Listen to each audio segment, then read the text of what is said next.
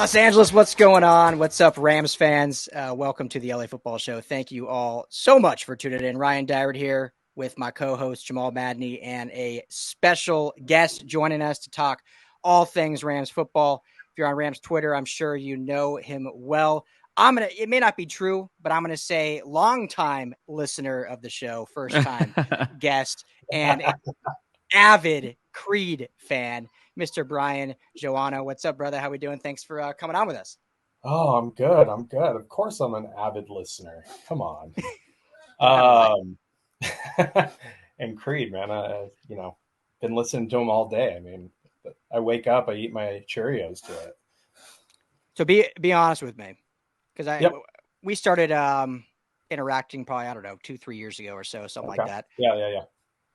Were you actually a Creed fan before that, or you saw my stupor for Creed and then you were like, you know what, this is a funny game we can play, I'm going to get into it? Or were you actually a lifer Creed fan? I don't quote me on album names because, it's been so long since I bought a CD, but I definitely own the CD with Arms Wide Open, whatever the name of that one was. Human Clay. There it is. I'm like, don't quote me on the name. No, I actually do like them. I go out and do some karaoke every once in a while. I like to do that, that deep voice just for fun, just because I think it's hilarious. But no, I've actually followed them since, I was a little kid. Yeah. The best is that if you've seen the movie Ted, when he does the A-E-I-O-U, because you can just do like any vowel for that voice. Right. Yeah, exactly. But to show my fanhood, I saw Creed live at the Wiltern in 2006. Ooh. So, saw Scott Stapp live on stage. That's my embarrassing fanhood. We planned in college. We were going to, obviously, when you're in college, your ambitions are way outweigh what actually reality is. And so we were going to plan a concert on the border of Canada and America. It was going to be a Nickelback and Creed concert called The Border War, because Nickelback is Canadian. And that's what I spent my college day doing, was planning stupid crap like that. But hey, now we do this. But I guess we can talk. I don't know if you noticed, but Nickelback's on tour and they're coming out to LA, I think in July or August. Oh, I noticed. Tickets are crazy expensive, though. I'm like, for all the people that hate on Nickelback and Creed, I mean, it's a hot ticket still. It's still got a fan base that'll pay. But anyway, Rams talk. So, Brian, big Rams fan, obviously. Let me ask you this first, and then Jamal can get in here right after, just because for those that don't know, or listeners that don't know, have you always been a Rams fan? Were you a fan before they left, and when they came back, were they a fan basically kind of pseudo just because they came back from St. Louis and LA finally had a team again? Kind of just talk to us about your Rams fandom and how that started. Well, I guess I'm going to date myself a little bit here. I've been a fan since I can't remember. I remember when they left to go to St. Louis. I believe that came down my senior year. What was that, 1995, I believe? Sounds so right. I followed them to St. Louis. I grew up on the Central Coast, so it wasn't like they were very close to me to begin with. It wasn't like they showed them on TV very often. I grew up around a bunch of Niner fans. So I spent my high school years just getting heckled wearing a LA Rams starter jacket to school. So St. Louis, China, it didn't matter. I've been a fan ever since I can remember. That's great. What was it about them that you love? Was it just certain players or just the proximity? I know Central Coast, you were kind of in between, but what was it that sparked it? Yeah, I don't know. I couldn't tell you like the first thing. I mean, some of the first players I remember were, Eric Dickerson, Jim Everett, Flipper, Henry Ellard, guys like that. But I don't know. I mean, something about the horns on the helmet, maybe, before I really knew much about football, maybe the horns just drew me. That's awesome. Yeah. And, Brian, as you're talking, I'm thinking of the famous Jim Rome interview with Everett, where he says, where he calls him Chris one more time and it's game on. Oh, man. But Brian, tell me, what are your thoughts kind of fast forwarding a little bit to this offseason, and what do you think about this remodel / rebuild, and what are your expectations for the upcoming season? And what do you just think about the overall plan, coming off of the Super Bowl run and where this team is going? Well, it's definitely interesting just to see how it's all going down because, you win a Super Bowl, you go all in, you get Von Miller, et cetera. Then, into last offseason, you don't re-sign Vaughn. You try really hard. You go out and get Allen Robinson. It looks like you're just trying to stack yourself up for another, championship run. And then, the wheels fall off. Everything just falls to pieces. Everybody's panicking. They're saying we're rebuilding. Rams are calling it a remodel. Eventually the salary cap catches up to you a little bit. So they had to let go of some prominent pieces, like Jalen Ramsey and Leonard Floyd, amongst others. So, offensively, I think the team looks very similar. Completely, when healthy, I think the offensive line will gel together. I don't think they really got much of a chance last year. Cooper Kupp coming back healthy. I'm really excited to see what Tutu Atwell does this year, to be honest with you. I think, when he finally got to see the field last year, he actually showed some flashes, and he didn't really get a whole lot of time with Stafford. He didn't get a lot of time with Van Jefferson even. I mean, like all these guys, they just didn't really play. They played in pieces last year. So I think the offense is going to come back and look fairly similar to what we've seen in the past before everything fell apart last year. Defensively, that's where it's like it's a little iffy. A lot of youth. What's that? A lot of youth. Oh, yeah. Yeah. I mean, you got Aaron Donald coming back. He got injured, but I don't think he put together his greatest campaign either. So I think he's going to come back hungry. He's got something to prove. He wants to, prove that he's still that dominant force there in the middle. You still have some veterans, kind of veterans in the secondary, I guess, at the safety position. The corner situation will definitely be tested. And, I don't know, man. I think getting some guys out there that are young and, don't have a lot of experience might be a good thing, because the way Raheem sets up this defense, the bend but don't break, he's setting them up to not give up big plays to begin with. And then they can just go out there and make plays, kind of like Kobe Durant did last year against Denver and whatnot. Yeah, totally.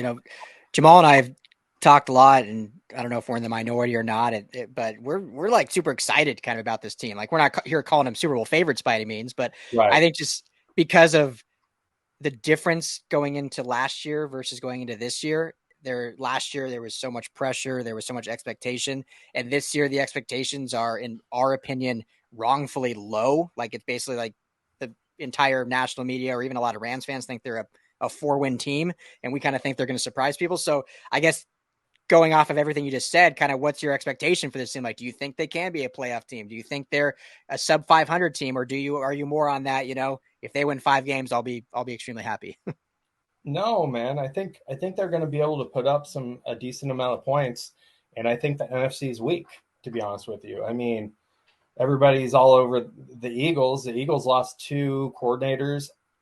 They kind of came out of nowhere last year. I think people are going to catch up with what they were doing. So I don't think the Eagles are as strong as people think they are, for one. And that was kind of the class of the NFC last year. So Dallas, I mean, a lot of changes there. San Francisco, I mean, they got a dominant defense, but they lost their defensive coordinator. The guy, Brock Purdy, is he the quarterback? Is it Trey Lance? I don't know. I'm not trusting anything coming out of the quarterback situation with the Niners. I'm not trusting Geno to do what he did 2 years in a row with Seattle. Tampa, they look like a mess. I mean, who's out there in the NFC that really looks, besides the Eagles, looks like they're dominant? I think the Rams could easily win between 9 to 12 games. Love it. Yeah. No, Brian, I think that's a great assessment there. What is, in terms of position with Stafford? Let's talk a little bit with Stafford. What are your expectations for him this year? I know you talked about kind of the offense getting back, but there's some lists that have Stafford as the 12th best quarterback in the NFC. And, and so where do you think Stafford falls this year in terms of his production? And how much more do you think he has left in the tank? And when do you think the Rams should start thinking about drafting kind of their next quarterback? You mean Stetson Bennett? I mean, Stetson Bennett isn't the next quarterback. I mean, if you listen to all the fans, they seem to think he's the guy, right? He threw 2 passes in the San Fernando Valley in Porter Ranch, and now he's the next one. Exactly. Look, kind of like Aaron Donald, I think Stafford, he had his season cut short last year. He didn't really have a chance just from the get-go. The offensive line, what was it, like 15 different starting line combinations last year or something like that? Mm-hmm. I think that he's going to come back with a lot to prove. I think that the offensive line will be better. I think adding Avila at the guard position will help the run game. I think Cam has a lot to prove behind him. So I think the run game will be a little better than what it started off last year. So honestly, I expect Stafford to be close to what we got when we first got him.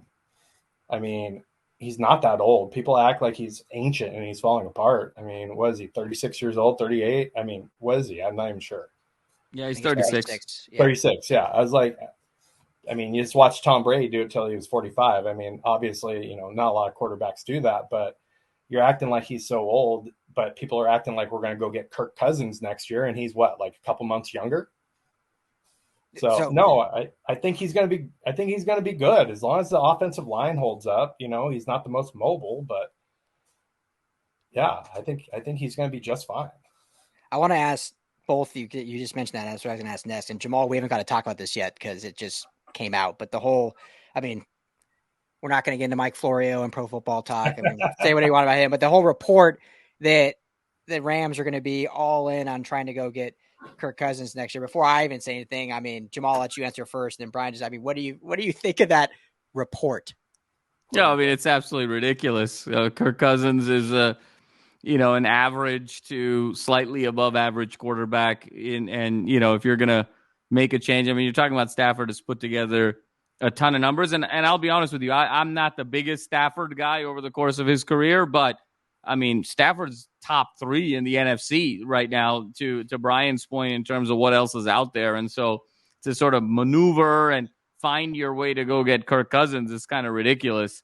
If you're going to maneuver, and you're going to try and set yourself up for somebody other than Stafford, it has to be either a generational prospect or someone who is definitively better than Matthew Stafford that's going to get you to that next level. Neither of those things is Kirk Cousins. Kirk Cousins is arguably a worse quarterback than Matthew Stafford. I think he actually is.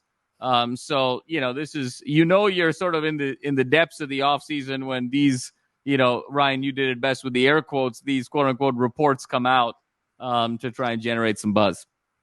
Yeah. Brian, what'd you think? I'm sure you saw that. What'd you think when you saw that? Oh, I mean, anytime I see anything from Florio, I just take it with a grain of salt. I mean, I think he's just out there to get a rise. He's out there to get clicks, and he does a good job at it. I mean, good for him. That's what keeps the money coming in for his advertisement and whatnot. And that's great. But as far as, Cousins, he's a mediocre quarterback. I mean, he's probably top 5 in the NFC right now because the NFC quarterback situation isn't great, but he doesn't win the big game.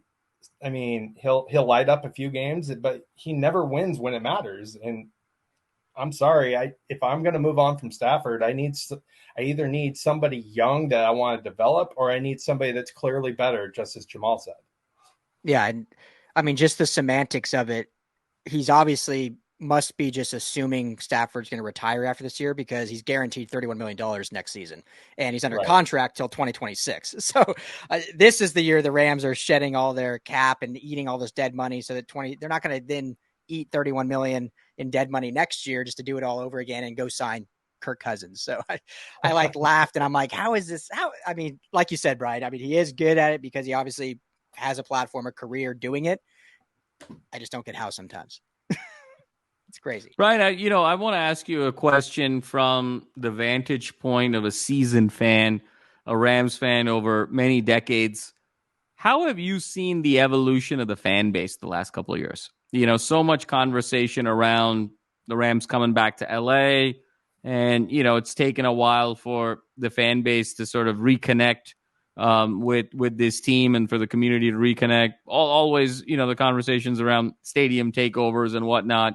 How have you seen the fan base evolve, both in person, on social media, in terms of engagement. What's been your perspective on that the last couple of years? Well, I mean, I think as far as engagement, when you go social media, I think there's plenty of engagement. I think there's plenty of fans. I think that there's a lot of old school fans. There's a lot of old school fans that left the team, that brought the team back to them when they came back to LA. I think that, they gained a lot of fans when they started winning. That first season back was very brutal, the last Fisher year. Winning the Super Bowl obviously gained a lot of fans, but I think there's a couple different things to look at. When they were in the Coliseum, there wasn't what you would call a takeover. Even when the Niners came to town, like, there was still more Rams fans in there, but the Coliseum was cheap. It didn't cost much to be there. Like, the season tickets were cheap. I think I paid like $1,000 for a ticket to be in the 100 section for a whole season. Yeah. Now, you're in SoFi and you got the seat licenses, you got a bunch of people going out trying to make investments out of it, and they've priced people out of these seats. So I think that the fan base is still there. I think the fan base isn't willing to pay. And that's why you see some of these takeovers when you see like the Niner gang doing the escalator crying out, the NFC Championship game. Yeah. But I think the fan base is there. I mean, is it as strong as other cities? No, but LA is a different kind of city. Like, they just have too many options. You'll see people take over.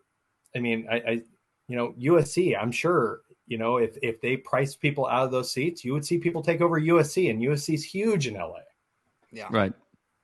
Well, and the other point, because I totally agree. We talk all the time about it, is, they've been back. This is the 7th season they've been back. And I always hear comparisons like, well, the Dodgers don't have this issue. I'm like, because they've been here 50 plus years. Like, what are we even doing here? What are we having this conversation for? Like, Rams are here. The Chargers came a year after. So, I mean, obviously then you have 2 pro teams in the same stadium, in the same city. And it's not that the fan base isn't here. I totally agree. Everything you said. It's just, they got priced out. And even the ones that weren't priced out, and this is what I've kind of said, I don't know if you're a parent or not, but if I'm a season ticket holder and I have a daughter and I have season tickets, and it's like, okay, I can take my daughter to the game. Obviously I love going to the games. I'd much rather be there. If I can go to the game, I'm going to spend probably $100+ on food concessions. I'm going to spend $100 on parking, all this, or I sell my 2 tickets and I make $1,000. Yep. I'm not saying I agree with that, but I'm like, I can understand the reasoning. Like, I can understand the reasoning of sitting at home in your living room and watching. So it's not that there's not a fan base. It's just that the stadium is the games are more of an event than a fan football game now. Yep. In a sense. Right. No, it makes sense. Brian, last question. I know we're getting up against time here. Yep. Who's your Mount Rushmore of greatest Rams players? Who's your top 4? Man, top 4? Yeah. Ooh. I'm going to have to put Aaron Donald on there. I mean, I can tell you I ran laps around my living room when they drafted him. He was my favorite prospect that year. Nice. Even above Greg Robinson? You had him? Oh, man. Greg Robinson. Yeah, that was a tough one. Yeah, they made it right, though. I think Isaac Bruce goes on that list for me. Ike Bruce. I love that. Love that pick. I think Kurt Warner goes on that list for me. Mm-hmm. And then, man, 4th. Can I just put the whole fearsome foursome on there? Ooh, right? Okay. I know, I agree. It's so hard to choose. Like, there's so no Marshall. No Marshall, huh? I love Marshall, but I think Dickerson was a better running back. Okay. But I think Marshall just, he wasn't a pure running back. He was everything. He was a wide receiver. He did everything. And don't get me wrong, that dude's great. But I mean, how do you pick between all of them? That's so hard. Jamal, who's your Mount Rushmore, Jamal? For the Rams? I don't think we've done LA football, but we haven't done Rams. Yeah. Yeah. I think, Deacon Jones, Aaron Donald, Kurt Warner, Marshall Faulk. Yeah. Yeah, I would definitely Deacon and Donald for sure. I mean, Jack Youngblood was so good. Yeah. Yeah, I'd probably, I'll put Dickerson, Marshall Faulk is such a hard debate. Like, I don't know how I would probably go Dickerson. And then, yeah, got to put Warner in there. Got to put the 2-time MVP Super Bowl champ. So, yeah, okay. I got one more question, Brian, then we'll get you out of here. So, yeah, no worries. That was a good one to end on that Jamal did, but I'll do one more. So, Sean McVay. Yep. All the talk about the guru. Kind of what's your thought of McVay? You know, we saw him take the league by storm. And last year, we know all the reports and stories around how it was just such a tough year for him, tough season, and really, obviously, the retirement talks coming on. Kind of, what's your thought of McVay? Is he still top 3 coach in your mind? Is he going to finish out his contract? Do you think he's going to, obviously now he's pregnant, having a kid soon. Is that going to weigh into things? Or just kind of what's your thoughts on Coach McVay? I mean, I think Coach McVay is still a great coach. Don't get me wrong. His passion, his X's and O's, I mean, they're great, right? Obviously, there's a lot going on behind the scenes with, does he want to retire? Does he want to go work in the studio? His wife is pregnant. He just got married. The whole bit. He's young, though. He's younger than Stafford. Like, let's give the guy a break. Like, when I was that age, my mind was all over the place, too. Like, the fact that he is doing this job and doing it as well as he is doing for this many years, like at such a young age, like you gotta take that into perspective. I think that, he probably did a lot of soul searching over the off season, and he didn't make it quite apparent to anybody if he was going to retire or go away, do whatever. And then he came back and said, I'm going to make a commitment to this. And I think at that point, I think he's really here for at least the extent of his contract. I think he wants to prove he can do things. He kind of inherited a little bit of a roster when he came over, and, he tweaked and made improvements, but now he's really going through his first somewhat rebuild, right? And I don't think he wants to walk away just saying, okay, I did it, I was great, and then I fell apart and I'm going to walk away. I think it's just like Aaron Donald, it's just like Stafford. They're going to come back and they want to go out on their own terms. So I think he sticks his contract out, personally. Love it. Yeah. And, I think the theme of this conversation, and Jamal, there might be a t-shirt in here somewhere, is prove it. It seems like with Stafford, with Kupp, with Donald, with this coaching staff, with McVay, it's a prove it year to show that they want to prove themselves, that they reached the pinnacle and they deserve to stay at the pinnacle. And last year was a fluke, which I think we all three believe it was, just based on injuries and whatnot. So, well, Brian, it's ironic, Brian, that they're back in LA, because if they were still in St. Louis, they're in Missouri, the show me state, so it's it's the show me state type of season for the Rams. Yep. There we go. Yeah, maybe we can swindle in some old St. Louis fans. So, Brian, so great to finally officially meet you virtually. Tell everyone where I know you're maybe going to do a podcast again, maybe going to do some writing again, who knows, but tell everyone where they can find you at. You can find me at Brian81277 on Twitter. There you go. Is there a significance to that number, or do they Twitter's assign it to you? That's my birthday. Hey, there we go. I don't know if you wanted to put that out there, but anyway. Oh no, it's all good. Now I'll remember. So now I'll remember it's coming up. So now we know to get you a gift here coming up here in I already dated myself when I said I graduated in 95, right? There it is. That's great. Well, Brian, appreciate you, brother. We'll definitely have to tailgate this season, have a lot of fun, and looking forward to seeing you on the Rams. But thanks so much for coming on the LA Football Show. We appreciate you. Absolutely. Thanks for having me, guys. Thanks, Brian.